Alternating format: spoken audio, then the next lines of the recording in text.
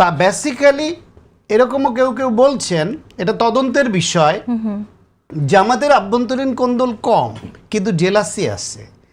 আমিরকে বুয়েটপন্থী না ঢাকা ইউনিভার্সিটিপন্থী না কোনপন্থী শিবিরের নেতারা যারা এখন জামাতে, তারা তার বেশি কাছে এবং তাকে বেশি দখলদারিত্বে নিয়ে নিচ্ছে, এটা নিয়ে জেলাসি আছে। সেই জেলাসির অংশ হিসেবেও এটা হয়ে থাকতে বলেও কেউ কেউ মত দিচ্ছে।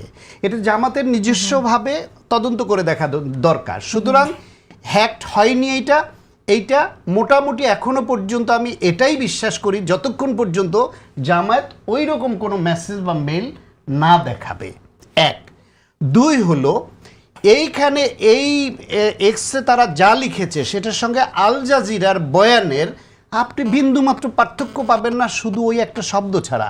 ইংরেজি ভাষায় এত সুন্দর করে এত কৌশল করে লিখেছে, মানে হ্যাক্ট করে তারা এইভাবে লিখতে, আরও অনেক বাজে কথা তো লিখতে পারতো, হ্যাক্ট হলে বাজে ছবি ছড়াতে পারতো, কত কিছুই করতে পারলো, কিছুই করলো না। এত সুন্দর করে তাদের মনোভাব যা যা আল জাজিরা বলছে সব লিখে দিল শুধু একটা শব্দ যোগ করে।